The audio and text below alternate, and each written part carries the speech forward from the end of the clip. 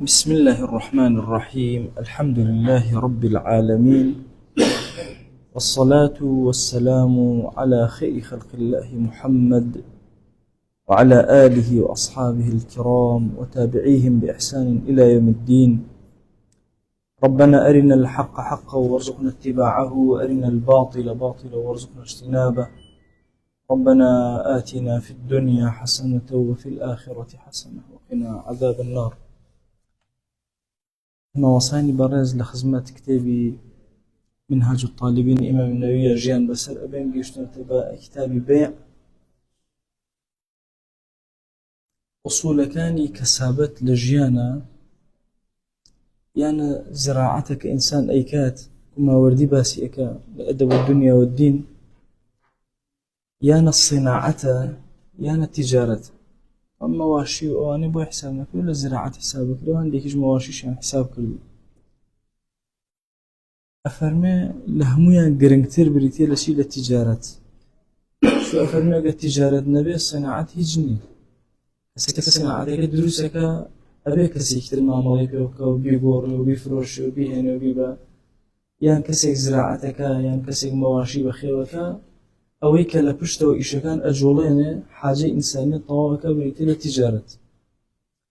بويل فرماشتك في غمريان صلى الله عليه وسلم هاتوا فرمي 9 أعشار الرزق في التجارة. أجا رزق لسازي بكيت الدبشو نوبشي لنا تجارة. هذا سيكون في كتير طبعا ضروري واقع وزور طوا بزور ممكن كسي زارع لسطة لدايك استفادة بك، بلام أو كسي كأي فروشي لدكانك دانشتوا نوبشا كيتر أو استفادة لبك، يعني أو كساني دساو دسأكا نوبشي كسابتك أبا. واتاقر تماتيك بصد دينار بفروشي ورده الأخيرة هتا قات دسي كوتا مشتريات هزارنا نويتري تجارة إخوة لو بين أو هاندانيك شبو إنسان مسلمان تجارة وبازرقاني وانك.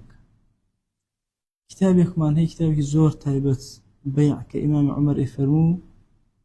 بافيري بيع ببن، كتاب البيع ببن إنجاب سنة بازار، وفقهي بيع بزان إنجاب سنة بازار وكارو كسابة. فقهي بيع إسلامي زور رونا بنما كان زور أشكرايا بهي شوازة فيالله لبرانبر تيانية وزور رونا شتيكي نشاراويت، يعني نشاراويت يعني نفياليتي كتب مختكي إلا بيع هرشي بيع الروبدا لمسا زوي قوريا بسوق أركانيه. ركنا كان سيدانا بلان ورديان كيتو كل مغنيوانا فالمكات الشجدان يكم دانا بريتيا لشي لعقيدة كان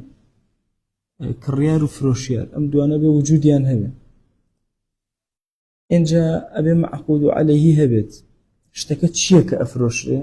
وبتشي أفروشي أيش كانت دودانا قال وردي كيتو، وهروها الصيغة كشو كانت إيجاب وقبول وجو كانت دودانا أي شجدانا كلا كوتايا قال وردي كيتو ششك. رحمتي إخوان الإمام النووي بالليرة بالشرط هنايتي ولما غنوا لكتابة كان ترى، وحتى إمام النووي خوي لمجموعة بأركان هنايتي كما ركنا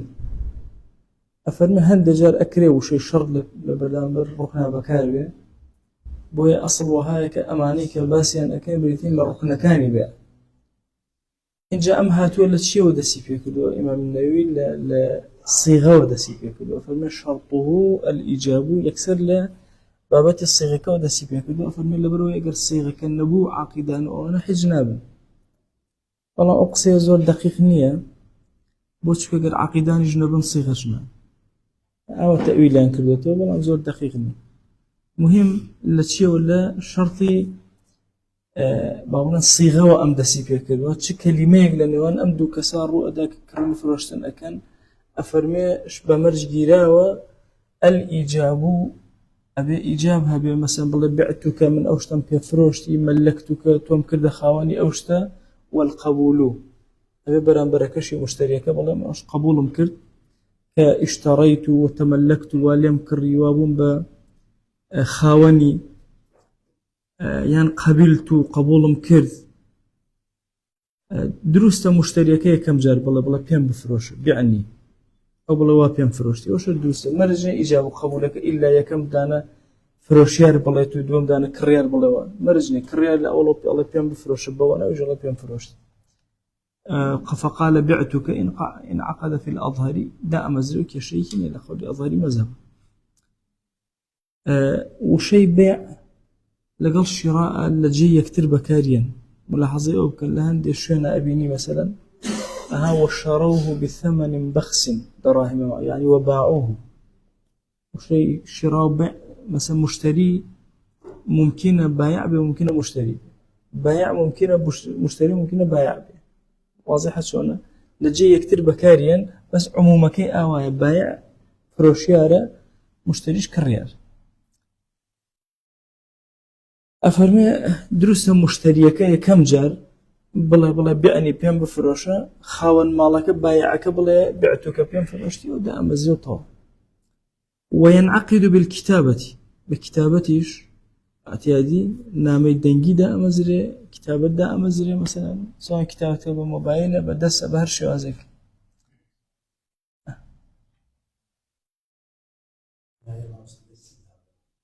وكنا كتابك شهر وهايا بكتابة قردوكز مثلا لبين يكتر إيجاب وقبولك بمرجع بدنبوثري يعني بغير دمج أكري بغير دمج أكري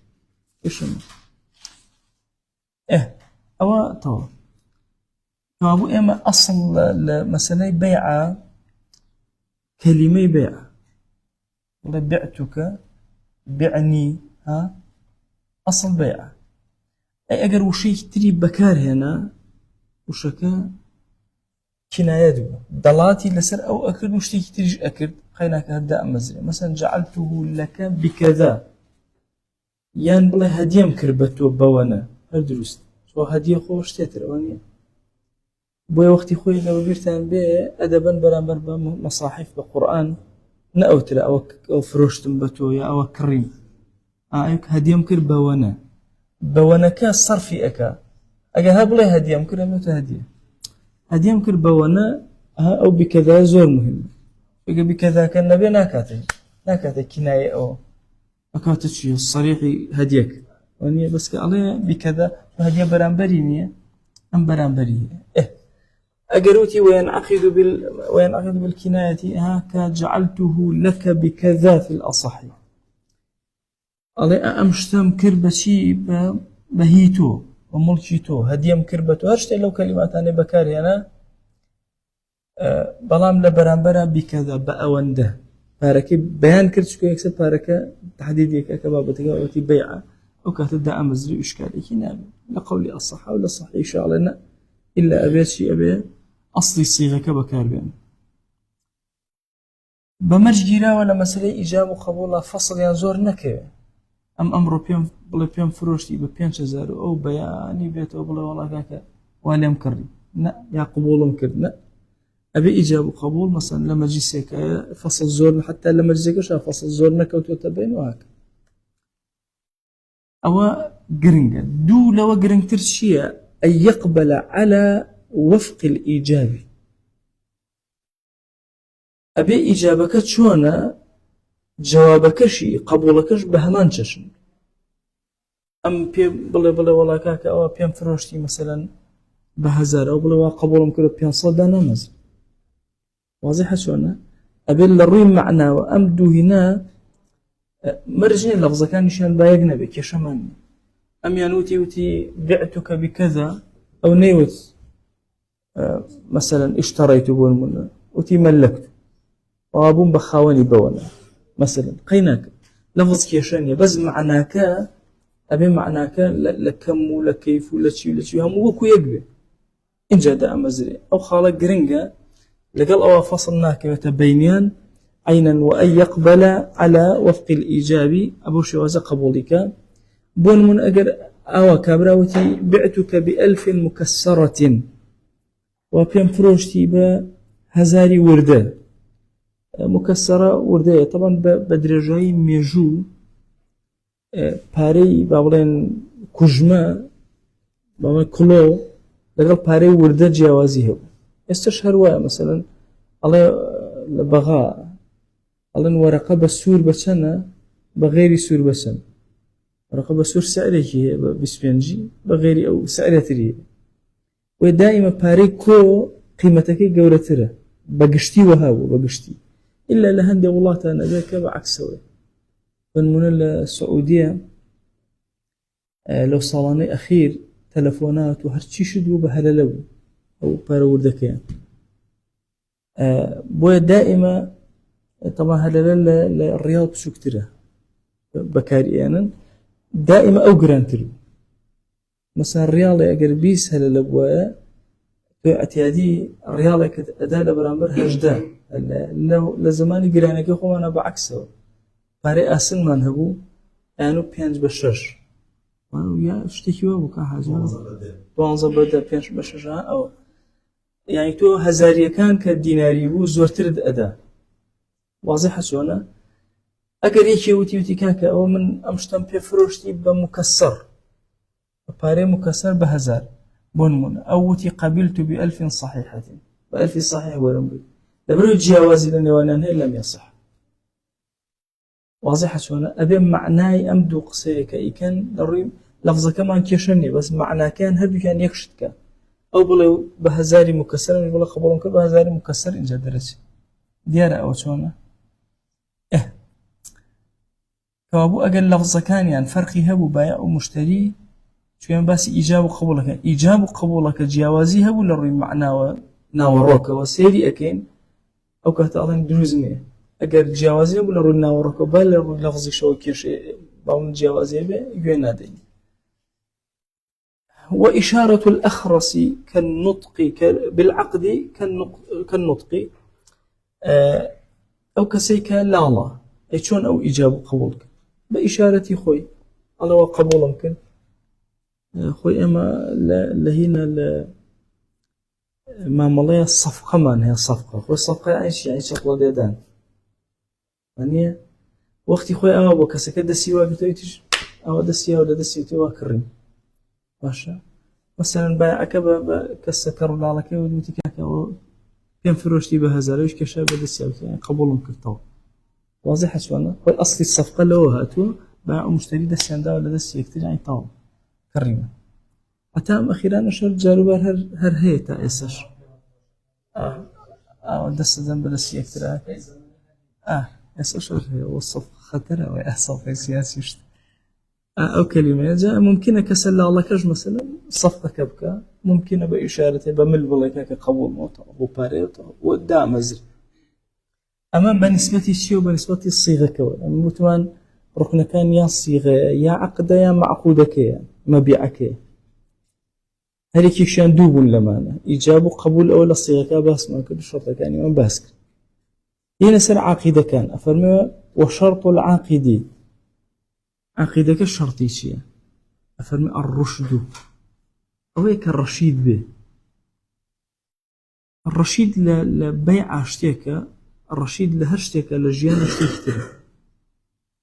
هي الله فلان كذا رشيد السياسية مثلا فلان كذا الرشيد اللي ما ملاها يعني شاكو خراب ليك كاتو أزانتون ما ملاكا أخي بس الجوري وبسوكيوني جاري وياك سكك جورش الرشيد أبي إلا أم عاقدة الرشيد بوين جاري ويا السفيه مثلا حجر أخي سي بوين يكرر مفروشتنك بالجورج نازل تشيبكا ليتيكش جاري واشي بازرگاني كي زور جوري كأكوي للرشود درج نازل خوش نازل تشيكا وكاتا حاكم مسلمان الرايقر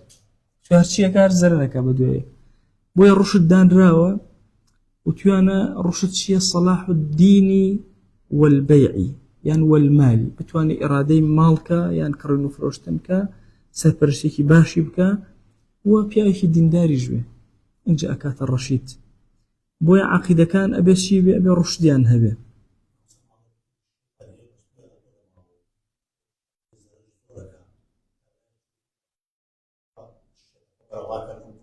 فعلا وهاي جاري وهاي مثلا كسكا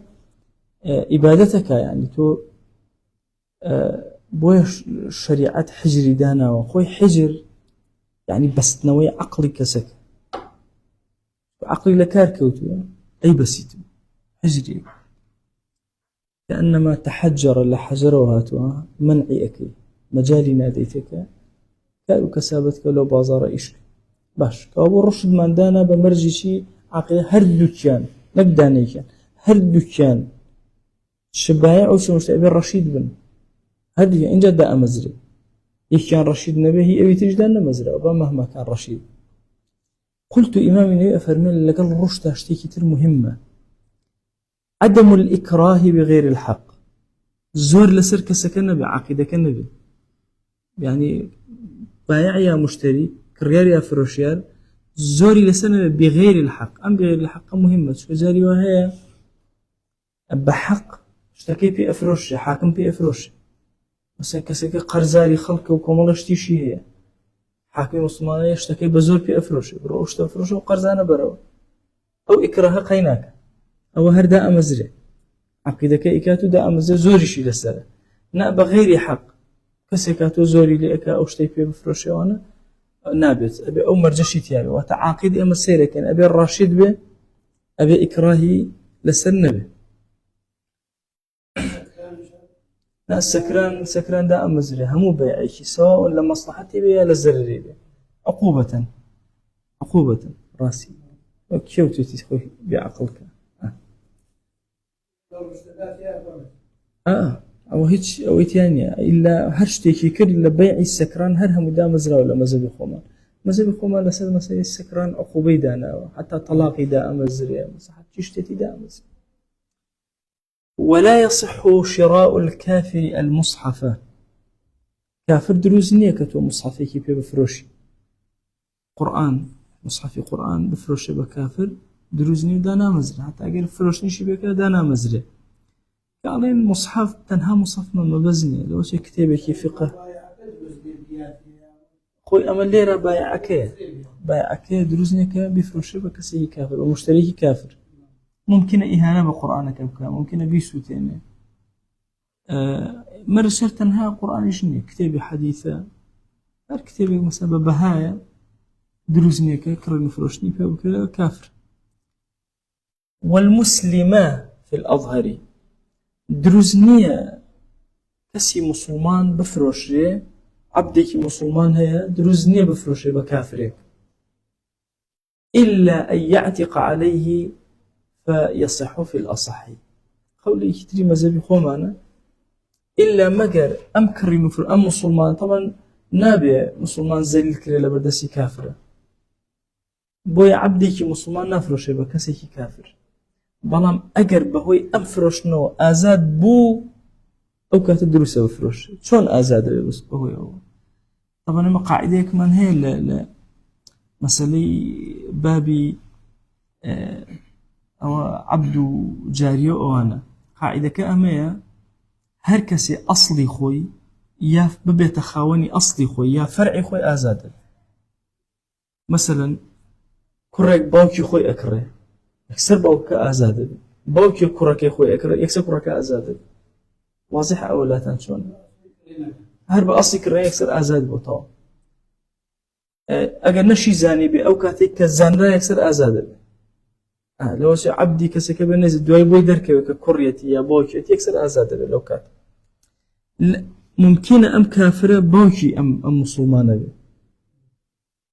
مسلمانة هي بي أفروشين شو كلا بناء أم فروش ناز إزلالي مسلمانة كنية اعتقي مسلمانة كهي ديار أو هنا أو بوكي أوان إلا أن يعتق عليه فيصح أو كاتدروسه شو كافرة كبي أفروشي مسلمانة كتام فرميتي في الأظهر قولك شمان هي بابتي الظاهرة كان أيش أويك الله مسألة عبد حقيني مسألة أو بابته مسلمان كافرة أفرشه واعتيادي حقيني مسألة أولي مسألة مصحفك وأنا بي وقولش من هي حاجة ثانية ولا الحربي سلاحا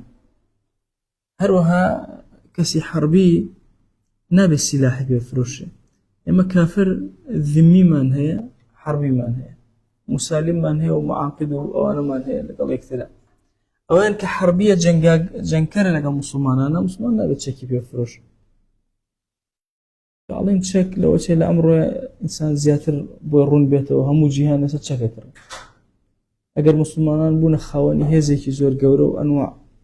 چۆن ئێستا ئەوروپا مەسەڵەن تەیارات و نازانم چی ئێنە و ئەفرۆش و ئەیوە ئەگە موسڵمانان خاوەنی ئەمە بوون ئەو کافرێک کە حربیە ئەم چەکانەی پێ نافرۆشن ئەبەدەن. ئایا ئوسولی چەک دروستە مەسەلەن سلەوەیەکی بڵێ ئایا دروستە نەوت بفرۆشن بە کافر خۆ لەوە چ لە ئەخیرە هەر ئەیکاتەوە بەوە مەزەبی خۆمانە حتا باس کراوەڵ ئەگەر حەدیدی پێ بفرۆشێ قەی ناکە خۆوانە بۆ ئالەتی دوایە بنە ئالەتی جەنگ تۆ مهمەوەی سلاحەکەت پێ نەفرۆشە ئالەتەکەت پێ فرۆشتەوە خۆ چۆن بەکارێنێ بۆ چەکی بەکارێنە بۆ چی بەکارێ کێشەمان نییە بۆیە نەوت و ئەو شتانە بە دۆلی کافر بفرۆشەوانێکی ئیشکالێکی نییە کێشە نییە مهم ئەماقمان بەسەرەوە نیە ئەم ئەسڵە بۆچی بەکارێ لەم بابەتە وەکو مەسەلەی ترێوینەکە نییە مەسەن ترێ بدەی بە کابرا بزانانی ئەی کاتە عارق پێی نافرۆشی تۆ ئەمە وەها نییە دروستە ئوسوولەکان چونکە مامەڵە بەشێکی بەقووەتی لەگەڵ کافرەیە ئایا مەسەن مامەڵە لە بابی بازرگانی تەنها موسڵمان لەگەڵ موسڵمانێکە ناوەڵاوەها نییە موسڵمان و کافر بازرگانی ئەەکەن پێکەوە حەقی نییە سێمە ئەو شتانێک کە بەکارهێنین تەواو سین دنیای داگیر کردو لە ئەمڕۆی ئێمە چوون قوماش بکڕین و تێمە مەگەڕێ بۆ قوماشە تۆ هەرچی بڵێ هەر قوماشە لە ئەسڵا هەر سینی ئیتر ئەڵێن سینی هندی سینی تورکی سینی نازانم چی هەمووی سینێکی هەر لەگەڵای لە پشتەوە پێ بڵێن یا پێوە هەر لەگەڵایەتە سەخێرکە وای لێیە هەتا سەیارات یعنی ئێستا توێتای سینی هەیە و توێتای یابانیش هەر توێتاش مستەربۆشی سینیش هەیە و یابانیش هەیە بۆ تەسنیعەکەی بە قووەترە زۆرترەوە زۆرینەی کاری تۆ مەسەن لەگەڵ کافرەیە ئەچی مەسەن مامەڵی لەگەڵا کەشتی لێ ئەکڕیشتی پێ ئەفرۆشی چکە بەشێکە لە بازرگانی زۆر مهمە بە درێژەی مێژووی ئیسلامی ئەوە هەر هەبووە ئایا حربی تۆ هێنی پێ ئەفرۆشی سلاحی پێ نافرۆش ئەی مەوادی خامی بەڵێ مەوادی خام حتا بە حربیش ئەفرۆش ئیشکالێک مامەڵە حتا لە کاتی جەنگە لەگەڵ کافرانە ڕانەگیرەوە لە کاتی جەنگە مامەڵە لەگەڵ کافرانە ڕانەگیرەوە کڕین و فرۆشتنە هەر بووە و بە درێژەی مێژوش بووە بۆیە تەنها ئەو شتێک کە مەمنوعە بە حربی بفرۆشێ سیلاحە ئەی بە ذیمی دروستە سیلاح بفرۆش لە ناو خۆمانە دەسەڵاتمان هەیە بەسەری مەسەلەن معاهەت هاتووتە ناو ئێمەوە معاهدەمان هەیە لەگەڵ ئەتوانێت سیلاح بکڕێ هیچ کێش ئیشکالێکی معاقدمان هەیە مەسەلەن عەقدی هەیە لەگەڵ ئوممەی ئیسلامیە تا 10 ساڵ شەڕ ناکە لەگەڵ ئوممەتە ئەتوانێت سیلاح بکڕێ کێشەی نییە ئیلا حربی پێ نافرۆش کابوو ئێستا ئێمە شەڕتەکانی سیغەمان باس کردووی عاقدمان باس کرد هی مەبیعەکە ماوە معقود عەلەیهیەکە چ پارەکە چ ئەو شتێک ئەفرۆشێ هەردوو بەچی ئەگۆڕێتەوە بەرزێ پارەش بێ کتێبە مەسەن بە کتێبێتر ئەمە شەڕتی خۆی هەیە ئەفەرمێ وەلیلمەبیع شروط 5 5 شەرتمان هەیە بۆ مەسەلەی مەبیعەکە شەرتەکان چین یەکەم طەهارەت عەینیهی عینەکەی ئەبێ طاهیر بێ ئەسڵەکەی پاک بێ ئەو شتێکی ئەفرۆش کەوابوو فرۆشتنی سەگ دروست نییە هی خەمر عارەق کە ئەسڵەکەیەتی باشە لە ئەسڵا پیسە دروست نییە والمتنجس الذي لا يمكن تطهيره ئەو شتش کە پیس بووە بە شێوازێکی وەها پیس بووە کە پاک نابێتەوە وەکو سرکە وەکو زەیت مثلا کە پیسی تێکەوت پاک نابێتەوە لە مەزەبی خۆمانە نەک زەیت شیر باشە بۆ نمونە مەسەن خەلێکەیە میزی تێکراوە تەواو بۆ متەنەجیسە تەزە پاک نابێتەوە چی لێ نافرۆش واضحە یان شیرێکە میزی تێچوو مەسەن لە مەزەبی خۆمانە وەکەذا الدهن في الأصح هەروەها ڕۆنیش ئەوهەیە لە قەولی ئەصەحە لە قەولی صحیحە وەزەم جارێ باسم کرد ئەکرێ بکێتە ناو ئاوەوە ئەشۆرێت و گەرمەکرێ ئەکرێتە ناو ئاوە دوای دەرەچێتەوە پاکە بێت لەوە باسێکمان کرد واضحە ئەوە چۆنە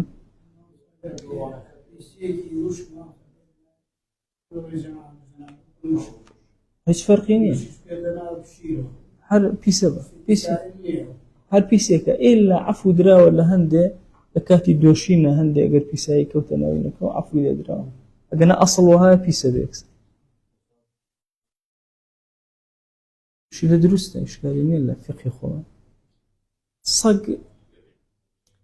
حديثك من هي في غمريان صلى الله عليه وسلم نهي كردوا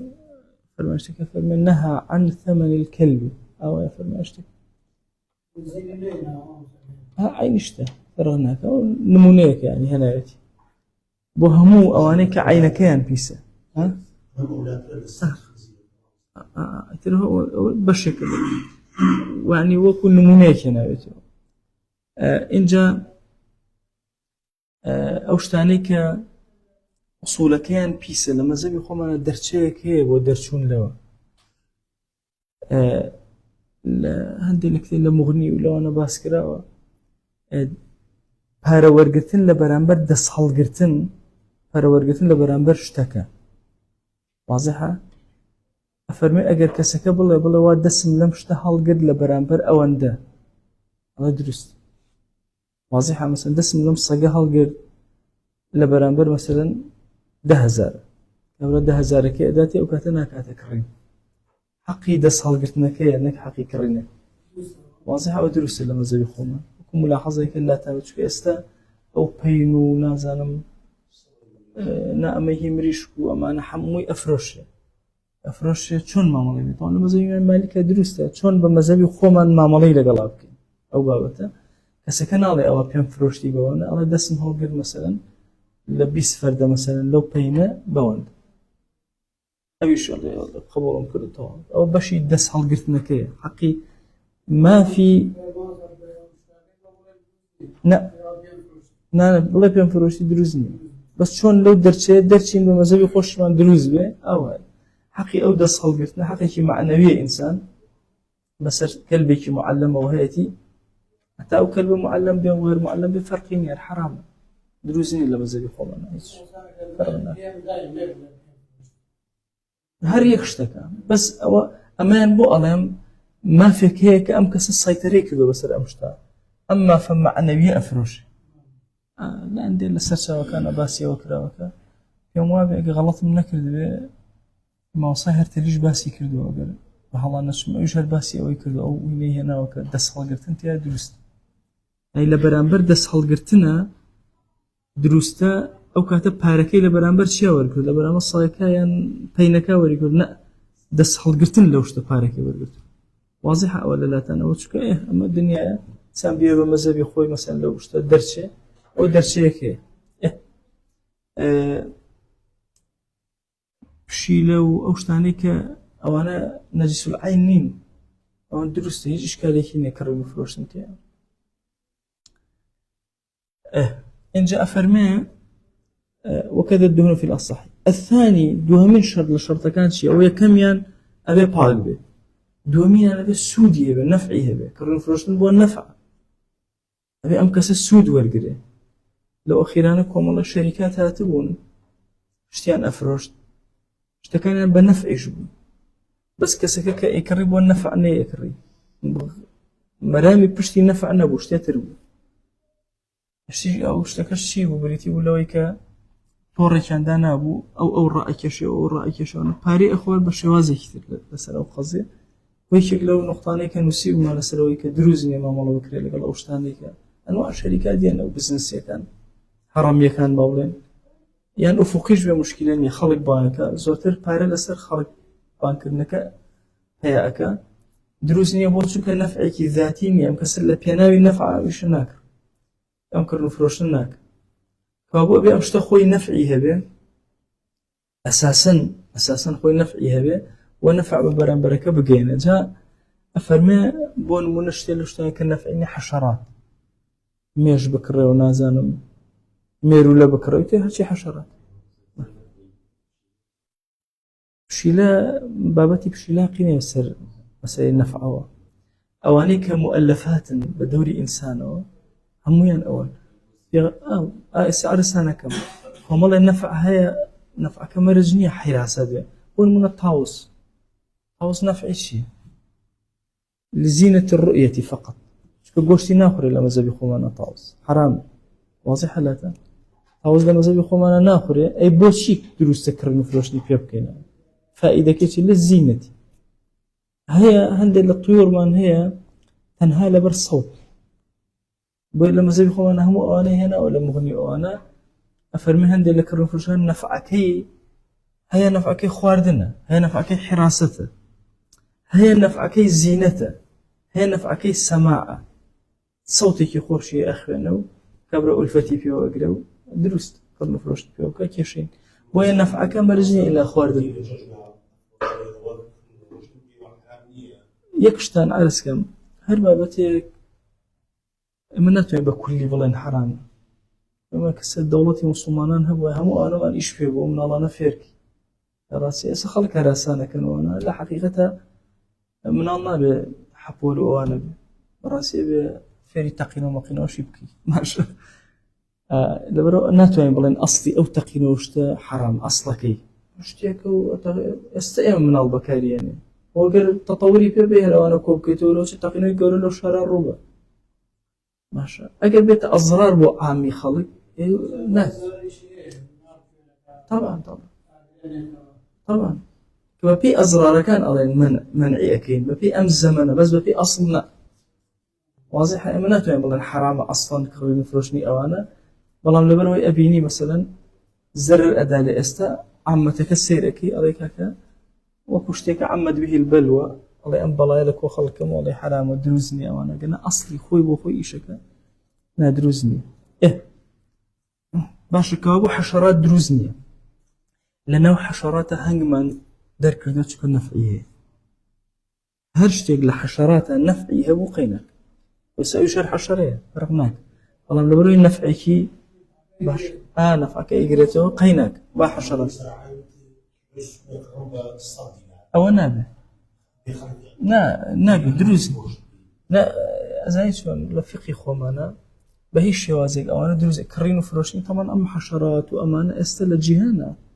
يعني يشق لكيش زور جورا كان نقلي أم حشرات إلى شوية بوشوية تكرين لبر أو بابا بكل داخله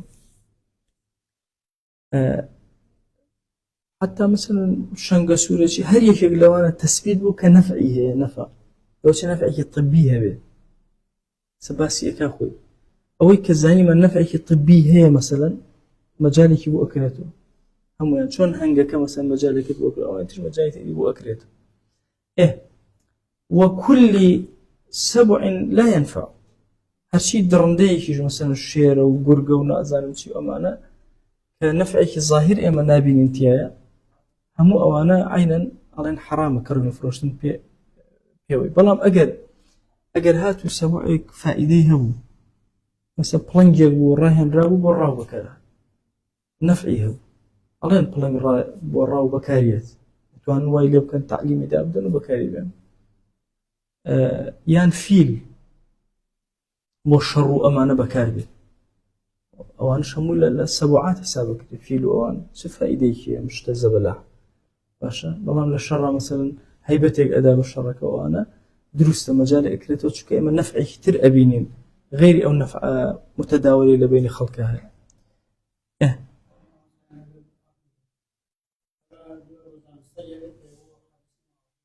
دروزني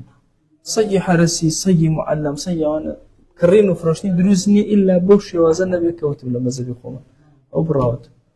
ما نفعي شي هبه شكو نجس العين أمش إما كألين بين شرط يعني أبي هل بين جيتي هبه ما بيأكل طهارتي عيني هبه نفعي شي هبه لو تي كان أمي هبه أماني إن جاء آلاتي له لموسيقى أو بابتان أو بقرة حتى هي دومينو مومينو نازم شي أنواع وأشكال نردو أو أنا هم هيك شيء دروزني كرنو فروشتن بيوي حرام حبتي هرشتي كم بهاش أكو دودنك جنم بأم دودنك بخاطر سد جن مكاني تريشي هدروزني كشتك بهايني دودنك جنم ولا كرنو فروشت بيوي أول شيء العين المنع أكره ولا مزبي خمانه دانا مزري أو بيع آلاتي له عينا بهمو جورا كانوا أطياف كانوا ودانا مزري بيع أنت هذا حرامة كريم فروش أنت يا حرام حتى بو مسألة آلاتي له بو منال أو لهوانيك طبعا آلاتي ياري منال دروسته بوك الله كنازان متشيا سلاحێکی تەقەمەنیە دروست کراوەی ئەوەی کە مناڵ ئەوەی کە سیارەیەکە چییە ئەوەی کە هاوێنەی مۆسیقا لێدان و چیوان لێش هەر دروست نیە لە مەزەبی خۆمان بۆ مناڵیش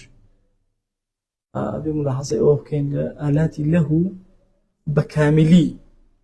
ئیتر لەهو ئەنواع و ئەشکاڵی هەیە هیچی دروست نیە حتى لە مەزەبی خۆمانە باسی میزەڵان و باسی هەموو ئەوانەش کراوە کە دروست نیە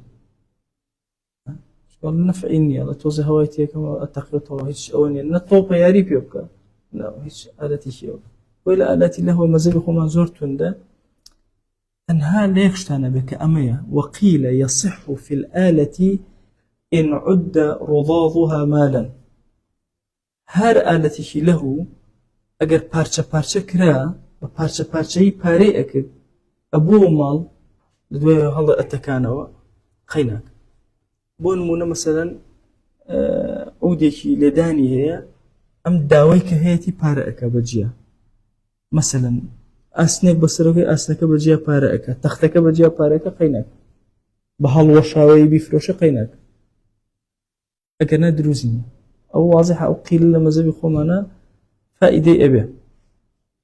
ئەوەی کە توانیت لە پارچەکانی ببێتەوە ماڵ بۆ تۆ قەیناکە کڕن و فرۆشتی پێوە بکرێ زۆر شتی تر هەیە حتا ئەم ڕسمی مناڵان ئەمەی ڕسمی یاریکەر و ماریکەرەمە بێتە قومار وەکو قومار وایە مەسەن ڕسم دانێت ڕسم دروست نییە ئەو زۆر شتی وردن یانی ئەو دوکاندارانە ئیکەن و نەشزان ڕسمێنی مناڵ یا هەر شتێکەوە مەتەنە یاری وەرەقەکان مەسەلەن ئەنواع ئەشکاڵچکەوانە هەمویان لە فقی خۆمانە بە توند مامەڵیان لەگەڵاکرا و دروست نییە کڕن و فرۆش لەسەریانە ماڵسە هەرتەلیش باسی کردو لە نەکە لە شەرحی منهاجەکە باسی کرد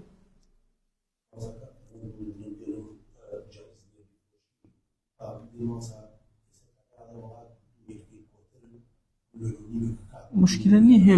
هێلکە شتێک هێلکە بەدانەژە فرۆش بەزەم شتێکی بێبەهایە مشکلە هەرچەندێ بکە کێشەمان چکە ئەو بە زەمن ئەگۆڕێ ئەمە لەوە چێ شتێکی زینە هەبێ پارەی زۆر زۆر بکە لە شەهات شکارێکی شتی واشمان هەیە مەسەلەن ئەم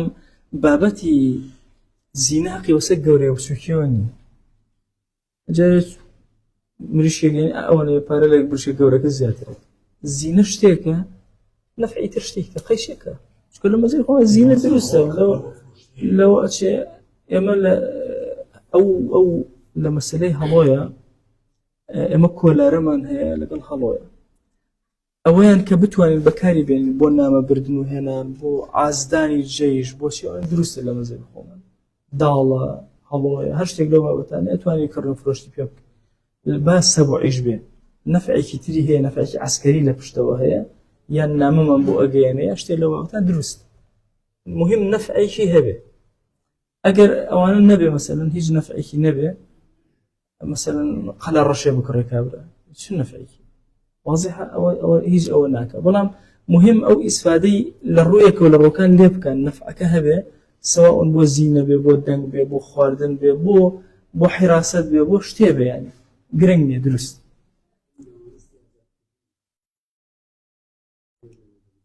ئەو کاتە نابێ ئەبێ بۆ شێوازە حەقی دەست لێ هەڵگرتن بۆ شێوازە ئەو قەولەی مەزهەب ئەوە عیلاجەکرێ ئەگەر بیکڕێ بۆ ئەوی ئازادیان کە بۆ نمونە شێرێک ئەکڕێ بۆ ئەوی ئازادیکە ئەو کاتە ئەڵێ کاکە پارەی دەست لێ هەڵگرتنەکە چەندێکە ئەوەندە ئەیداتەوە ئازادی وهكذا ويصح بيع الماء على الشط كابرا لسر درياك دانشتو أو فروش دروس أو كمان بلا دروس لا هورامان دانشتو برد فروش هورامان خويا مو برد باشا بردستان فروش لم لنا الصحراء دانشتو لما فروش دروس إشكالي أفرمي ويصح بيع الماء على الشط والتراب في الصحراء في الأصح لا قول أصح دروسك أو بكر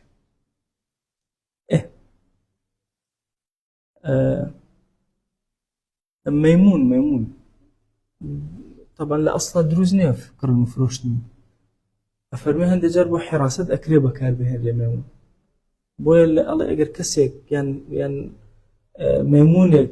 راهن رابو بو حراسة تعليم داد رابو دروس كرن مفروش لو بكري أم شتيك خوێن ئەم ژێ چی پێڵێن علق زەلو یا زەرو باشە ئەڵێ دروستە لەبەرچی نەفعێکی هەیە مهم هەر شتێک لەم شتانە خۆشی نەفعی نەبێت دوای نەفعێکی بۆ دروست و سواء نەفعەکە طبی بێ کێشەمان نییە نەفعەکە بۆ خواردن بێ بۆ زینە بۆ هەرچی بێ کێشەمان نییە ئەڵێن دروست ئایا طیر لە هەوایە لا ئەوە گەیشتەوە تراب في الأصح یەک بابەت هەیە مەسەلەی شیری ئافرەت ئایا دروستە طبعا شیری ئافرەت هەم پاکە هەم نەفعیشی هەیە بەس ئەمەش بەشێکە لە ئادەمی یعنی ئایا لە مەزانی خۆمانە دروستە ئافرەتێک مەسەن شیری زۆرە جارن خۆ لە وڵاتیان ئەم شیرە وشکە نەبوو مەسەن ئەم شیرە وشکە هیچ چییە هیچ کەرە هیچ چییە باشە طبعا جاران ئەوە نەبوو ئاعتیادی ئافرەت چی ئەکرد بۆیە ها خوشکبرای شیری زۆر بوو هەل لادێک مەسەلەن ئافرەتێک کە شیری زۆر بوو ئەوانی تری شیرەدا ئایا ئەگەر بە پارە ئەمە بکات دروستە بەڵێ دروستە ئیشکالی ئەتوانێت مەسەلەن کەسێکە شیرەکەی بۆ بفرۆش زۆر بێ بیفرۆش خۆی ئەم فرۆشتنەکەی شتێکە خوشکبرایەکە شتێکی ترە دروستە بیفرۆشە بەڵێ بەڵام بە تەنظیمی قەواعیدی فقهی چکە ئەو کەسێکە بەکاری هێنێ بوو بە پێنج جار و ئەوە بۆ شێوازە ئەبێتە خوشکبرایە ئەو خاڵە گرنگە کە بزانێت چۆنی فرۆشت سێهەم خاڵ هەل لە مەبیعەکە چییە ئەفەرمێ ئەم ئیمکان و تەسلیمی لە کتێبەکانی ترا قودرەت و تەسلیمی چکە ئیمکان مەرج نییە ئەوە بێت توانای ئەوەی هەبێت کە تەسلیم بەرامبەرەکەی بکە چ بایع چ مشتری یعنی ئەو بتوانێت پارەکە بە بۆ ئەوش بتوانێت بیان مەسەن دوو شتە گۆڕیانێت ئەم بتوانێت خۆی بدا ئەوش بتوانێت خۆی بدا ئەو فلا يصح بيع الضال شتێ ون بووە ضالە دروست نییە بیفرۆشێت چکە بۆ ئیمکانی تەسلیم نییە لەو کاتێک کە ون بووە ئەڵێ کاکە مەسەلەن وەڵا قەڵەمێکم لێون بووە باشە بە چەند ئەفرۆشی ئەگەر دۆزیتەوە ئەخر احتیمالش نەدۆزرێت یان عەبدێک ون بووە نازانین لەکوێ باشە ئەگەر دۆزیتەوە بە چەند ئەفرۆشی وهكذا يعني هەر شتێک کە ضال بێ عەبدێکە وڵاخێکە مەسەلەن ون بووە ئایا ئەکرێ بفرۆشێت لەو کاتێک کە ونە نەخێر والآبقی طبعا آبق بە عەبدی هەڵاتوو ئەوترێ بەس لە فقهی خۆمانە ئابق گەورەترە لە هەڵاتوو لە حەزی ئەوە بکەن جاری ئەگەر هەڵاتوو بێ لەبەرەوە ئیشی زۆری پێکراوە ها ڕایکرۆ تووڕە بۆ عاجز بووە شتێک ئەوە پێناوەتی ئابق ئەوەیە لە هیچ مشکلەی نییە لە تەمەڕودەکە لە سەیدەکەی و ئەڕۆ ئەوە پێوەتی ئابق چکە ئەمەی کە عاجز بوو ئەمانە فەقیرە دواییەتەوە چیەکە تۆزە تووڕە بۆ دەچێت تۆزە ڕائەکات و ئەمانە دوایی بۆ شوێ بڕایەتەوە لای سەیدەکەی چکە لە شوێنی تریش ئەگیرێکرێتەوە بە عەبد هەر وەڵڵا بە بچۆ لای سەیدەکەی خۆ بەڵام بە درێژەی مێژوو عەبدی ئابق هەبووە عەبدی ئابق لە زەمەنی ئومەویەکانە یەکێک لە شتە زۆر سەیرەکان کە مەسیحیەکان بەکاریانە بەرامبەر بە موسڵمانان ئەوە بوو هەر عەبدێک کە ئابق بوو ڕای ئەکرد ئەوان لە خۆیان ئەگرت و چەکداریانەکە بەرامبەر موسڵمانان بۆ عەبدولمەلیکی کوڕی مەڕوان لە یەکێک لە جەنگەکانە وعدی بە خەڵکدا هەموو عەبدەکانیان بۆ بگێڕێتەوە ئەکسەر پەلامبەریاندا شوێنەکەیان گرت هەموویان عەبدەکانیان لێوە بوو وتی کاکە هەموو کەس عەبدی خۆی بەرێتەوە عەبدەکانتان وەرگرنەوە هەموو عەبدە ئابقەکانی وەرگرتەوە خستنەوە شوێنی خۆی بۆیە عەبدی ئابق لەگەڵ هەڵاتووی زەحمەتیە جیاواز ئەمەیان هەر تەمەڕودی کردووە کێشەیەکی نییە خۆی بۆ خۆی هەڵاتووە لە سەیدەکەی عینەن ئەو کڕین و فرۆشتنی پێوە ئەکرێ مەسەن بڵێ وەڵا عەبدە ئابقەکەت پێم بفرۆشەوە نابێت کە نازانی لەکوێ لەوچێ بێتەوە لەوچ نەیەتەوە بگیرێ نەگیرێ والمەغصوب ئەو شتێک کە داگیر کراوە مەسەن کابرا زەوێکی هەیە زەوەکە داگیر کراوە وەڵا کاکە ئەو زەوە داگیر کراوە پێ ئەفرۆشم نابێت چکە بۆ ئەم ئیمکانی تەسلیمی نییە ناتوانێت تەسلیمی کە لەم کاتی کڕین و فرۆشتنە ئەبێ قودرەتی ئەوەیە بێ بیدات نیەتی قودرەتی نییە فإن باعه بەڵام ئەگەر هات ضالەکە یان مەخسووبەکە زیاتر ئەمە بەسی مەخسووبەکە یان ضالەکە ئەگەر ئەم ئەیتوانی بیدۆزێتەوە ئابقەکە ئەم ئەیتوانی بیژێڕێتەوە یان مەخسوبەکەم ئەیتوانی مەسەلەن ئەیفرۆش بە کەسێک ئەیتوانی لە کەسەکەی تری وەرگێتەوە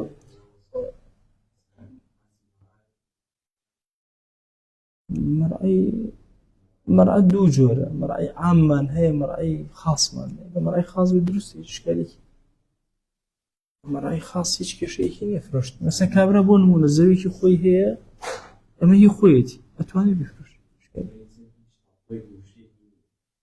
قەی ناکە مەسەن ئەم لادەیە شوێنێکیان هەیە ئەمە هی ئەم لادەیە لە ئێستا مەسەن ئەکرێ بیفرۆشن بە لادەیەکی شکالێکی نییە چی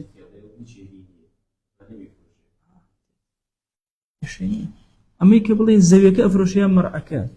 بەسەکە چی مەسەلەی بابەتی زەویەکە ئەو زەویانەی کە ئەوە نابێ خودی زەویەکان فرۆش هەمووی نەفعەکەی ئەفرۆش واضحە چونکە خودی زەویەکە دانامەزر بەڵام هەر عینی وەکو ئەوەی کە عەرزم کردی لە مەزەی خۆیان دەست لەمە هەڵ ئەگرم لە نەفعی ئەمە هەڵ ئەگرم بۆ تۆ ئەویش قبوڵی ئەکاتەوە هەمووی ئەو هەیە هەر سەوادی عێراق هەمووی ئەوە چەند ساڵەیەت و ئەفرۆشیەوە کڕەوە کەس ساحیبی نییە ئێستاش کەس ساحیبی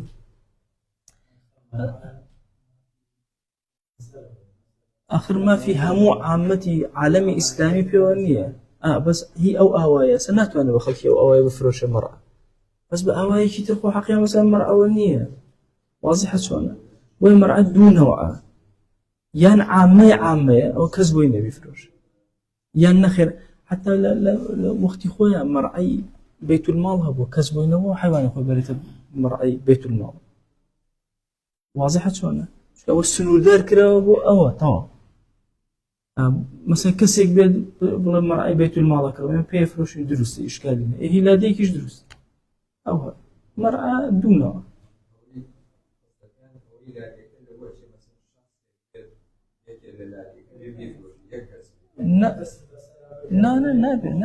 نان ئەوەی کە هی لادێکە بۆی نییە بیفرۆشی یەک کەس بەس ئەکرێ بفرۆشەوە لە کاری عامەی لادێکا بەکار بێ ئیشکالی سە لادیانی پێنجۆر کە بەردیان لێ ئەبرێ طبعا ئەو هەموو سیاراتە بەناو ئەم لادێ ئەڕوا تەپ و تۆزەکە ئەوە ئەکە پارێگەدەن بەم لادێکەش ناهێڵناگەر و پاریان نەدەنێ لە ڕاستی ئەم تەپ و تۆزە بە سیا بڕۆ ئەم گرمە گرم و گەڵا بە وەرە و بڕۆ نەفعێکی وەرەگرن بۆ عامەی لادێکە هیچ ئیشکالێکی نییە بۆ چکەمە زەحمەتێکیانەوە لە بەرامبەر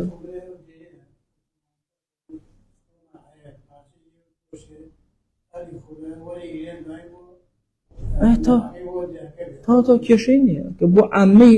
چکە ئەم مەرعایە هی عامەی لادێکەیە بەکاریان هێنا لە پردێکە لە مزگەوتێکە لە شفرن کێشەیەکی بەس شخصێ بۆ خۆی بیفرۆشێ بە تاقیدەنا نابێت کەوابوو لێ کاتە ئێمە ئەم مەخسوبە ئەتوانین بفرۆشین ئەو کاتە کە بیفرۆشین بە کەسێک کە بتوانێت ئەم مەخسوبە خۆی وەرگێتەوە ئێمە ئیشکالمانێ پێفرۆشین ئەفەرمێ فإن باعه لقادر على انتزاعه أيتواني ويقريته والصح على الصحيح باشا للصحيح مذهب أوائك دروس ما دام با لو كاتش يعني إمكاني تسليم النبي بابلن عقيدك بايعك إمكاني تسليم نية بلا مشتريك أتواني وريك أو إمكاني تسليم قينك شوكوش ليك مرزنية لو شيء بكمتر لي بكر إشكالي أو السعر ما نية لبين عقيدنا لما نتوان هي السعر ديالك هيش قازن ليكش ديالك أو خويا شون ريكون خوي أصل لبيعة تراضية يعني أفرمي آية مباركة لا تأكلوا أموالكم بينكم بالباطل إلا أن تكون تجارة عن تراض منكم خويا شون راضي ولا ما أقبلني شرع ري دايننا مثلا والله لا سطع أولا توقازنشكي هكاك كابرا رازي كابرا خانويشي هي الله أيضا بدأ دفتر خوي دو دفترك أي شيء بدأ دفتر يكره لو شيء غرض تريه بيه لو شيء إشي تريه بيه ما قماني لو دو كسا خويا الرازي ما قماني بس إلا ما خلطان دني تيابي خلطان دي تيابي الشرع مجال نادا خلطان هردو كان رشيدا عاقلا تي أجن لو شيء أو بشتي بجوري قازنجلك أو بجوري قازنجلك نوع أتر احتمال كابرا بيروخي نبي كابا دكان مثلا لا دفتري بيه بلان بخانو دو دفتر باي دو دفتر بس أي ده يعني أو كابرا إشي بوشو نهاية أي كرم هر شيء وازي إما حقواني بس ولا أمش زور قرنجا لما سلي كريني نيويا ئێمە ئەتوانم بڵێم کاکە نیوەی ئەم کتێبە ئەفرۆشم کێ ئیکڕ بەڵام بڵێم کاکە ئەم بەشەی یەکەم ئەفرۆشم ئەمەنی چی ئەمەنە ئەکڕ نابێ ئەمەنە لێکەیتەوە ئێم کتێبە نەفعی نامن بۆیە هەتا مەسە قاپێک بێنە پێ ئەم قەڵەمە کاکە ئەم قەڵەمە چێن نیوە ئەکڕ بە هەموویەوە اینجا نەفعی هەیە بێم بیکەم بە دوورەتەوە نەفعەکە نامێنێ والله ئەم بەشەی ئەفرۆشم ئەلێوە یەکەم بە دوورەتەوە کێ ئیکڕ نابێت بۆی ئەفەرمێ ولا يصح بيع نصف معين من الإناء والسيف الشمشيرك شكان التواوي تشي إسفادكي هيكو إسفادكي والله بلام نيوي أو شمشيري تو قيتشك شاركي كي تو شو مشكلة ديكي تو إيش مشكلة ني وتأتوانا من نصف بفروشم بس نصف معين نابي بفروشه باشا ولا يصح بيع نصف معين من الإناء والسيف ونحوهما دروسنيا قال نحوهما هرشتك بني وكردنكي منفعتكي لدزدا دروسني أو نيوة معينة بس قال لدسي ندى قيناك بونمنا خانويك يعني زويك اعتيادي زويك كسكارك كمن أمني ويأكرم نيوة قيتشيك أو نيوة نفعي كقوية مش نفعي كتير بل تكردنك بنفع نابي أما يدوم يعني واضح شلون يكم نفعي ودوم مش نفعي شو مشكلة إبا بكرة أو نيوة بكرة بلام أجر هرشتك شكايتي مثلا والله نيوي أم سيارة أكرم أي كم بدولته نيوي معيني باش يدواوي أكرم لأن هذا تو سيارة باش يكم دوم تكشو بس ليه والنحوه ما يترها مش تأجرته مرجع إلا السيف مثلا إناء به قابة به هم يأجرته إيه مشكلة نية نكشة مانية هرشي نيوي معين نية أو معين نية مشتركة بس نيوي معين دياري كوالله أم توزد دروزني أو معينة كجرينجا كمالي ويصح في الثوب الذي لا ينقص بقطعه في الأصح لقول أصح على أجر جلك هبو جلكان نهر جلك أجلت كرده مثلا عيبين تسأل أو بشي خوي إسفادي أو إيش بشي خوي إسفادي أو فبقيناك بلا من لا أصحها ولا الصحيح على أوقات القميصية درجة بتوقع قماش تدي لي ورقة بويل الصحيحة أفرمي دروسين لا الصحيحة أفرمي قيناك دروس ولا المرهون بغير إذن مرتهنه طبعا لما دوجر مرهون من هي هرشتك ما ككرد الرهن بون من أم قلم ككردوت الرهن أم قلميت الله منية هل يخاونك خويتي بلام هركاتي باركين دامو قرزكين الرهن زور مشكلة أو كلا بازار بيوت الرهن إسلامي نية هيش ربا الرهن إسلامي أما كسكيد الله كاك قرز بدري مش سقمني قرز بما لو شفارك من ذاته أنا كاك كفيلك مبين والله كفيل مني كاك اشتي بخير الرهن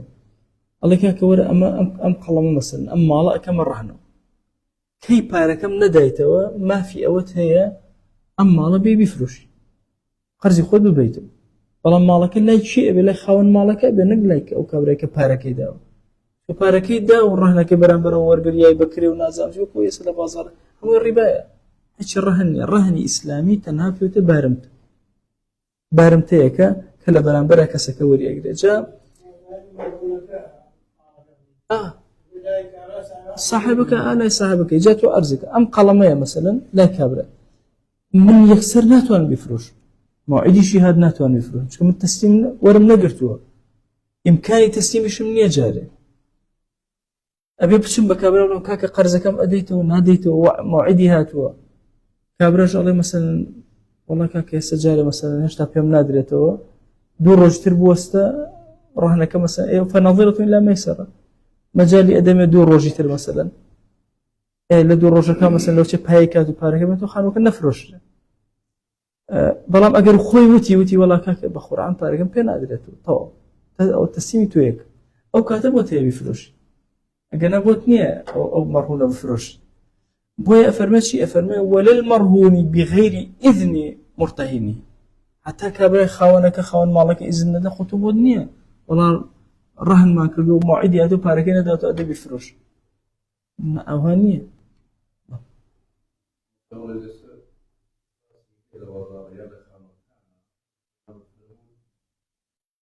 خانوكية دكانكية بكري فالله راب صاحب خانوكية أصلكية عليك أداب كبائر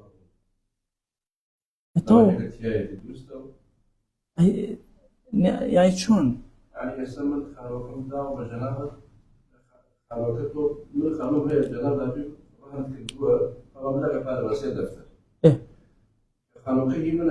تو داوي كلينا من أكيد هذا تو بدأت السياسة أو بين الربا آخر أو نعلم أمره هنيك استل بازاره بون بلا يعني سواء كابري خاون مال خوي كري بدا بصاحبك يان خانوكي تسليمك أو خوي بدا بكري يا خوي بشيت أنا يخاون بارك أو خاون باري هر سوديكي ورقل لو رهنا بتربا بوي أميكي استل بازار لنا ورهن هجربتي برهنه أمرهن إسلامين أمرهن إسلام بس بارمتيك بس بالضبط زمانك بودانا وقرزك حشتك إجا خاون مالك أميك يقول برهن بويني بيفروش بويني هيش تصرفي تيابك واضحة هاي خويتي ياتي تو دانشتو يعني بكري ياتي بكري مشكلة مانية بويني بيفروش أمل الرهن قرزة واضحة شلون كي قرزكي ندايو كبرائية أو خانو أفروش بس أونده يعني زمانك نابي خاون بارك يكفل الاستفادة بكل الرهن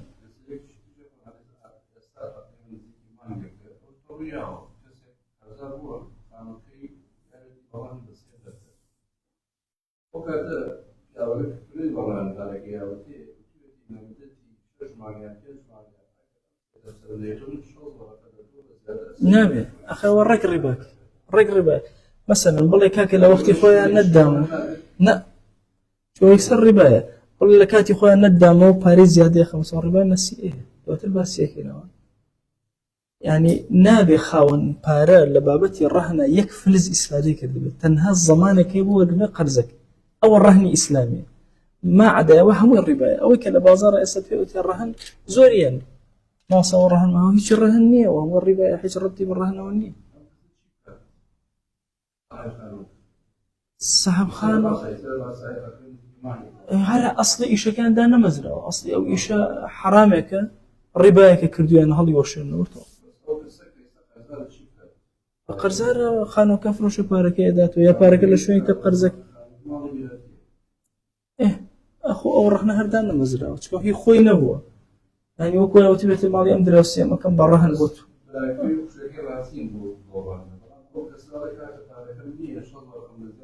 نابد نورا باركي خوي بدأت ولا كاتي خوي بهي شيء زينو هذا دروز نبوه أصلي أو هنا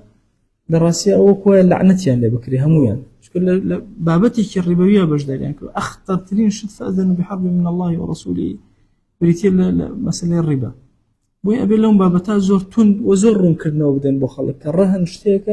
الربا اشتيك أمي لبازار أكل الربا الرهن نية أزانا دائما ين ما صار رهن ما كل رهن يشيك كيره أو شيء الربات كله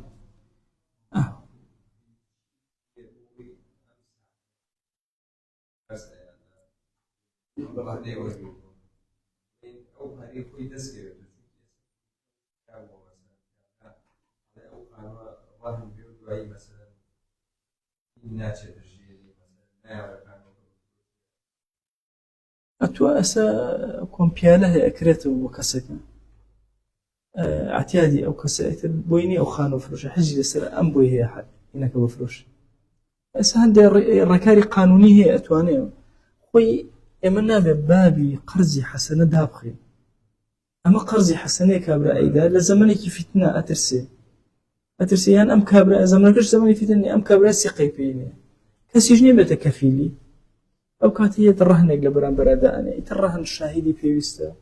أجر بيوس بالرق قانونية وأسأتواني إيش يتري بوبكا مثلا ولا كاتي خويا بتواني كابرا قرزكي بداته هر أمن ده لبنا يخوا قرزكي أداته بلان زمانتي كيبوي أم قرزي أم صومان نفرت هر أمن ده جاء مثلا آية كسكا قرز خاون باركا أتواني بشي خانو كابرا بفروشه ناتواني إلا شي يعني قبل تسليمه ناتواني بفروشه أبي برو أقول لك قرزة كم برا وكابراج مثلا دور روجي ترم بدأ دور روجي تري أداته مثلا مجالي أداته یان کابرا خۆی وتی وڵی کاکە پێم نادرێت تەواو هەموو خانووەکە بفرۆشە ئەو کاتە بۆی هەیە خانووەکە بفرۆشە خانووەکە ئەفرۆشێت ئەو کاتەش طبعاً بە ڕێکەوتنی هەردوو لایە بە سعری ڕۆژە نابێت لەبەرەوەی مەسەر پارەکە خۆی دەستکەوتەوە بەلاش بفرۆشێ بڵێ بەس پارەی خۆم دەستکەوتەوە لا عینەن مەسەر محاولە ئەکا ئەیفرۆشێ هەوڵ ئەدا بۆی مشتری بۆ پێ ئەکا ئەو شتەر ئێشەی هەیە بۆ کابرای پارە دەر لە ڕاستیە بەڵام خێر و ئەجرێکی گەورەی دەستەکە و زەمانەتێکیش هەیە بۆ پارەکە ناتوانێت مەرهون بەبێ ئیزن بفرۆش وللجاني المتعلق برقبته مال في الأظهر ئەگەر عەبدێک مەسەلەن بۆ نمونە جانیە ماڵێک لە گردنیایەتی ئەوێ بیدا مەسەلەن لە کەسێکی داوە ماڵێک کەوتۆتە سەری ئایا ئەتوانێت ئەمە کڕین و فرۆشتنی پێوە بکرێت نەخێر نابێت کڕین و فرۆشتی پێوە بکرێت لە گردنی ئەم عەبدا ئەوە هەیە ئیلا مەگەر لە حاڵەتێکە مەجنی عەلەیهەکە ئەو کەسەی کە با بڵێن زوڵمەکەی لێکراوە لێی دراوە ئەو بڵێ کاکە قەی ناکە بشی فرۆشم قەی ناکە من لەویتر پارەکە وەرەگرمەوە کە احتیمالە لەمان بتوانێت لەویتر نەتوانێت بۆیە نابێ بفرۆش ولا يضر تعلقه بذمته بەڵام ئەگەر عەبدێکمان هەبوو مەسەلەی شەڕوشت نەبوو چوو لە خۆ لە بازاڕە کردن و فرۆشتنی کرد سەیدەکە ئیزنی نەدا ئەمە دوو جۆر عەبدوانەیە ئەگەر سەیدەکە ئیزن بدا لە ڕاستیە ئەو عەبدە ئەتوانێت کردن و فرۆشتن هیچ مشکلەی لە بازاڕ بۆ خۆی کردن و فرۆشتنەکە ئیشکالی نییە و دروست ئیزنی نەداوە وإعلانیشی دۆ کاکە عەبدەم ئەم عەبدەم ئیزن نەداوە کاکە کردن و فرۆشتن کرد خەڵک چون کردن و فرۆشتنیان لەگەڵا کرد هەر زەرێکی کرد ئەمە لە زیممەی ئەم عەبدایە ئەم عەبدە پیاوەکە ئەتوانێت بیفرۆشە خۆی و قەرزەکەی ئەفرۆشێ ئەڵێ با بڕۆ لە کۆڵم کرد ئیتر ئەو کاتە خۆی لە زیممەی خۆی ئەبێ ئەو قەرزە بداتەوە ئەو کاتانی کە کاتی ئیسراحەتی ئەم عەبدەیە لای ئەم سەیدە ئەتوانێت لەو کاتە بچێ کاسبی بکە ئەو پارە قەرزە بداتەوە مەسەلەن دانراوە مەسەلەن ئەڵێن کاکە 8 ساعات تۆ ئیشت هەیە لای ئەم سەیدە نەویترا کە ماوەتەوە کاتی ئیسراحەتی خۆیت یەکێک کاسبێکەکە شتێ ئەکڕێ بە قەرز ئەیفرۆشە مهم شتێکی دەستکەوت ئەیدات یان پارەیان دایە کەسێک گوتی کاکە بۆت ئەدەمەوە لە ڕێخوا مەسەلەن قەرزەکەوان دروستە کێشەکەی بۆ حەلەکات چکە لە دیمەی ئەم عەبدە خۆی عەبد خاوەنی ماڵی خۆی نییە بەڵام ئەم قەرزە کەوتوتە سەر زیممەتی ئەم ئەبێ بە زیممەی خۆی بێتەوە نەک سەیدەکە سەیدەکە نایدات وكذا تعلق القصاص في الأظهر أفرمي هروها زرين يقر قصاصك كتب وسر يشيني مثلا آيات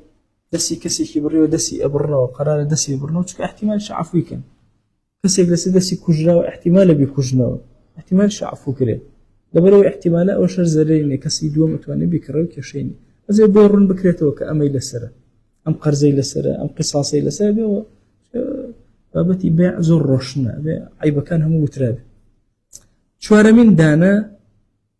لە شروطەکان پێنج شەرتەکەی مەبیع الملك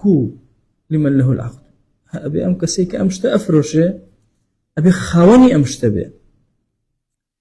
ئەگەر خاوەنی نەبێ ئەوە دروست نییە ئەم کردن و فرۆشتنە ئەفەرمێ کەوابوو فبيع الفضولي باطل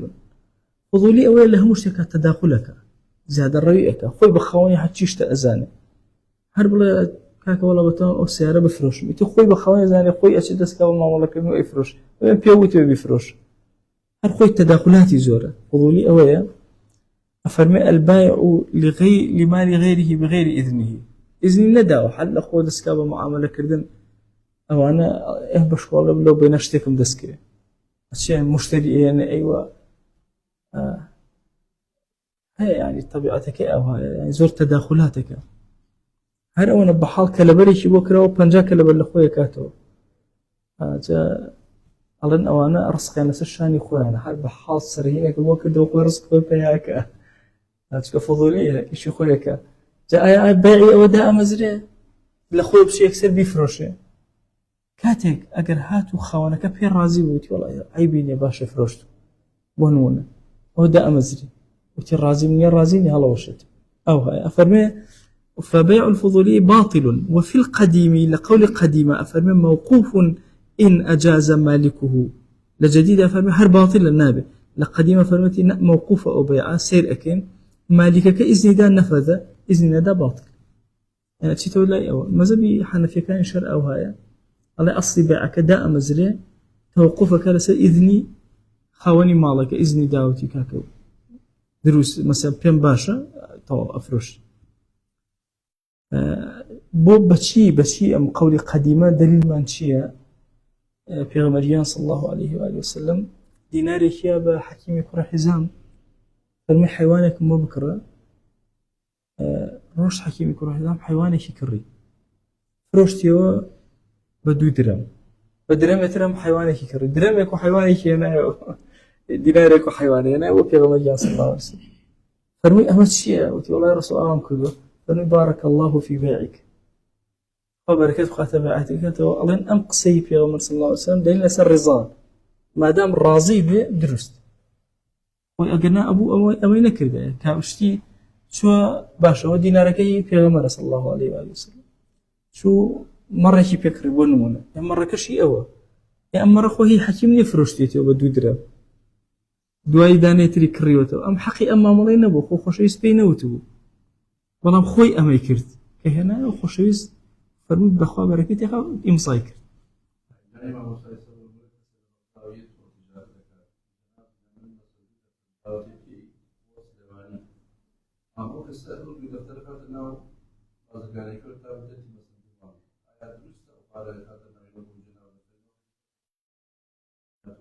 ليك هذا قدروا خاونك قبولي به قبولي نبي دروزني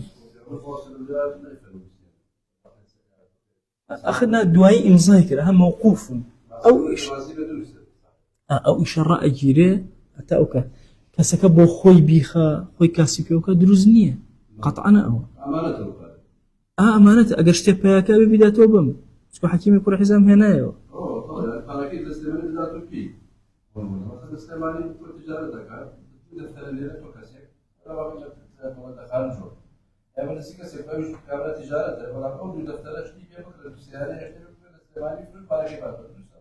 لا إلا أجلس الراسي بيه أنا دروسني شو أبو خوي كردو يا أبي بارك بداته وبكسكة زيادة كإستفادة كلو بداته وبكسكة أجرنا نابت طبعا تياتون أو جوازة قازان جكشي تسليمك إن جاء فرمي موضوع كتير هي كسيك هاشتكي فروش أمشتهي ميراتيو يخوينو لو كاتا فروش تخوي أيزاني كأمشت دروزني أيزاني كأم دروزني أي فروش أيزاني يخويني بس ني أجاي لو نبوك أم كسي مثلا بون من هي بابيريتي بشكي برمك ها بشكي خوي فروش لو كاتا نيزاني وبابيري مردوه لكاتي بيعك بابيري مردبو أم بو تخاوني لحقيقتها بو بس أم نازاني أم بحرامي أي بفروشه أي دروس يا دروزني طبعا أو بيع دا مزري بس كي مسيري حقيقتك سيري هناك إن كسك الزانيوتي عقد زانيوتي ميزاني وقما نبصره مهم لو كاتا آية أو خاوني بو بل خاوني بو حقيقة أفرمي ولو باع مال مورثه ظانا حياته وزاني ماوى باشا وكان ميتا بلا أم مردبو صح في الأظهري لقول أظهرات دروس تبوش كما سيري حقيقتك أكيد لقول ظاهري شو دروسني أو تلا واضحة شونا إفروش وهي مس هي باكيتي نزاني باكي هي برايكتي نزاني مردو لو كاتا كإفروش أبو والله دواي درس شيء كمردو لو كاتا خوي خاوني بوا أو ملكي هو بس أنا دروس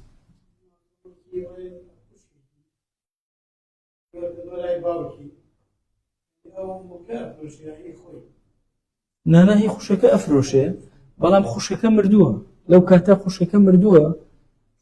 ميراتش بو أم أقرته أم نازاني أو مردوها أفروشه حقيقة كسيني كي دروزنية وشو ممكن خوي نبوه بلام لبروي لو كاتا أو مردوها كأم بيع كراوة دروسته إشكاليني إشكال حقيقة كوردي أكيتو كسك مردوها أم خاونيتي براسته وخرج أم وزاني بخوانيني قيلك كان جميل دانا كان جميل دانا العلم به أبي اشتكى الروم به لما بيع أبي أمشتر الروم به ناتو أنا بلام كاكا أم عينك وقلما باش هيك كان أفرش ببيج دار هيك بلا قبولهم كذا ها كاميان قبول كذا والله كاكا يعني بلام كاكا دو عينك فيه أم دو عينك باش أفرشم كام كذا مثلا ببيج دار نابت أبي إلا تحديدك علم هذا أمان فروشتو يا رشك فروشتو بونمون فبزانا كاميانا بوي أفرمي أجر كسيوتي فبيع أحد الثوبين باطل يكي لو دوجل أفروش باوانا أخي بتحديدك كاميان أفروشي أمان يا أويان ويصح إهطاء أو ديار أو يعني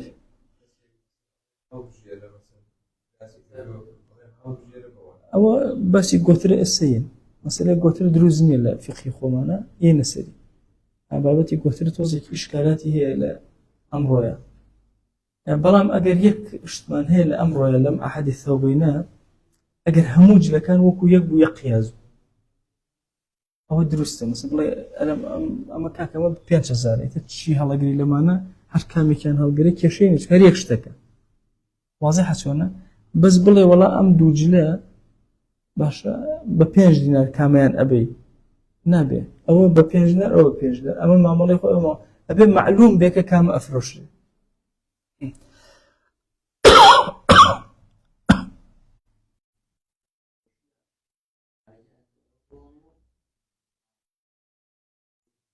أما خوي إجابة قبول لما زبي خو ما نزور جرينجي باللفظ دراو زور تركيز السلفظ دان دراو بتوتيجا كسك أخرزني وأتواني وبجوي لجورا كان حتى بكري أو بكري مثلا أو بوندي أو قبول مكر أو بوند مثلا بكري حتى باشتري نكرة أبي بتشين بو مذاهبيتر يعني لما زبي خو ما لو بابتا إجابة قبول زور تندي انتيا أبي إلا إجابة قبول روبدا بتابتي لشتي جوريا أو يتر عمد به البلوى ممكنة لو قولي كده لما زي خومانا مجال كاتو إمام النووي بس مسألة شتي جورا وزخم إلا بإجابة مثلا زاوية كخانوية كباخية كمثلا إجابة قبول أبي إلا تيا روبدا أنا مشتيكي مثلا وردية بون من قلمك هل أجري أزاني بهزار أخوي هزار كذا أنا إيش خصناك إجابة قبول روي ندى بلام جورك لجورا كان اتفاق وتراضي رويدا واضحة يعني معنى نشتكى رويدا وبلام لفظا روينا دا تشابوشي كي يقري لشتي بتشوكا ولا شتي جوريا تشابوشي ناكل ويصح بيع صاع من صبرة تعلم صيعانها صبرة بكمال خواردن أو تريتب جنم بجو بنسق هرشي به كمال خواردن كذا رابطة صبرة أجر كسك هات أيزاني أما مثلا بالصاع وتي الصاع كم بدري لوا هاي يعلم صيعانها أيزاني وتي الصاع لون بدري بوان وجتي صاع بوان ده مثلا يا وتي صاع بوان ده وأزان رات شنيكا صاع خوي ورقتو بابلين تو أون ده مزه هيج إشكالي فيني وكذا إن جهلت في الأصح لقول أصح قصي على كاج نزانة كابرا مهم صاعك أزانة صاع بدرمه واضحة صاعك خوي لا ديار بقى هالنزانة هم وشان صاع لقول أصح على دروس إشكالي أوجني تو إشكال شيء نانا أما هالكومية كدان هم يجنبون هنا دان نانا صبرك مرجنية هيلبيا كومة من الطعام ما يجنس بك شماني باتشان جنسي مختلف هر كشماني دان راوا سيعانة كانت تحديدا قيناك أو هيج إشكالي كده تحديد يجنبون أم كسنة أزاني أما تشنك أم كومة إشكالي كينية مهم صيعاني خوي صاعي خوي أزاني أم صاعي خوي بدربك إشكالي ما إكرته طبعا دخولي أصح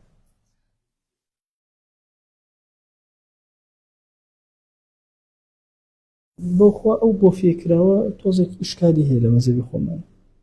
بۆ فێکراوە لە خواردنە ئەو لەوانە ئیشکالاتی هەیە لە مەزهەبی خۆمانە تۆزێک بۆ چونکە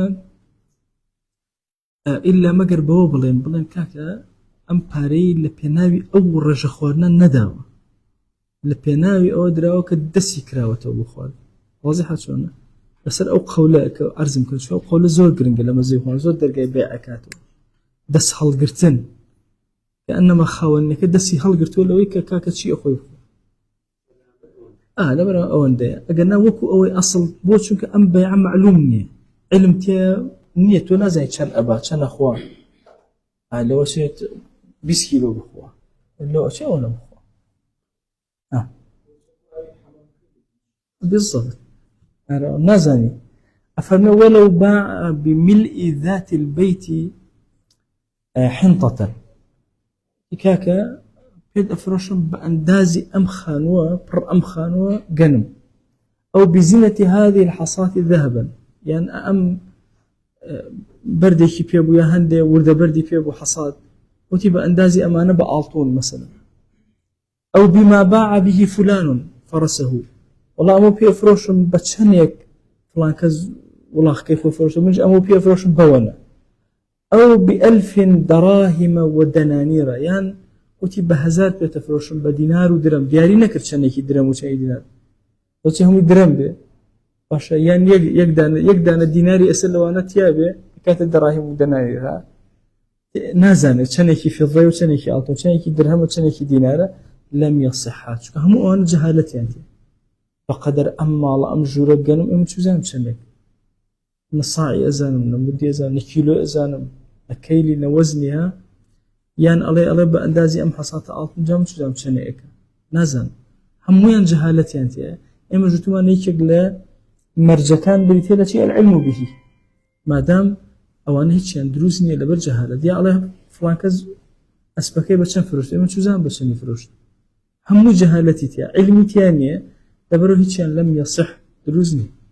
بلام أجر أوانا زانرا بون منا مثلا إذاني أم حصاتت شن ألطونك وزنك كيلو يبون منا إذاني رح كيلو يجك أو دروس إشكالين زاني فلان كاز بتشني فروشتو هذا كان أيان زاني مثلا ب1000 دينار فروشتو هيك إشكالين كم معلومة أنا بقول جائزني لبر جهالتك هل يرى دروس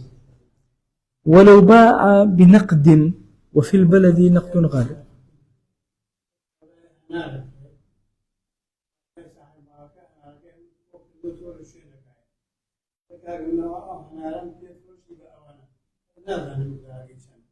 فلما كان لبابتي بوترو لو أنا يكتوس تحمل كان ينسي ولو باع بنقد وأطلقه فنقد وتكاك مثلا أو بيفرش ب1000 وش باش $1000 يا $1000 من نازني باش هيجي نوتو ولا بلدك سير أكين نقدك غالب هي دينار هي هو $1000 ما وتو تعين أو اللي تو طالما أجا دو نقد هبو هيش كان غالب نبو بسرية إلا بتعيينك $1000 الله $1000 الله $8 الله بالتحديد يشتغل مبوك وتأتي أولا تقشتياري أنا زوريني $1 وشتكتر إشتيا أكا مثلا السعودية $1 والريال زورينا فتو عليه 1000 شيء يعني 1000 ريال ما بس يا $1000 ما بس أبي تحديدك تعيينك بلا مثلا العراق بعادتي والله 1000 شو والله تقشتياري قوينية هر 1000 دينارك مش كناس هو $1000 فارق شيء زورة زين لو والله ترى كهينا فارق كش زورنية نزيكا بس العراق يكسبتو مشكي توبو $1000 كارو تعينه أو بس 1000 بو دويوتي كاك والله 1000 ما بس نبو 1000 8 ما بس $1000 ما بس قبولناك اللي غالبا أما ليرة أخوة بلام أجد دو هنهبو دو نقت هبو هردوك شان وكو يكو داني كان غالب ترنبو لويتريان بلام أجد دو بون من للسعودية بابلين الريال $1 هي الريال غالب ترى زوني معاملة هالريالة كوتي 1000 هالريالة وتبيانصة هالريالة إلا ما قال خود بالله كان $1 أمبيا مثلا بكابة $1 بو أو كاتيك سر أيش هالشي تعينه به الريالة كتعينه به ولا ما قال هيك يعني غالب نبون وكو ياكل ولاتا أو دو معاملة أو دو طريق إخوار أو كاتو واجب لسر يعني أبي تعيني كان أجد تعيني نكن بأكان دانا مزي أبي تعيني نقدك بكن بس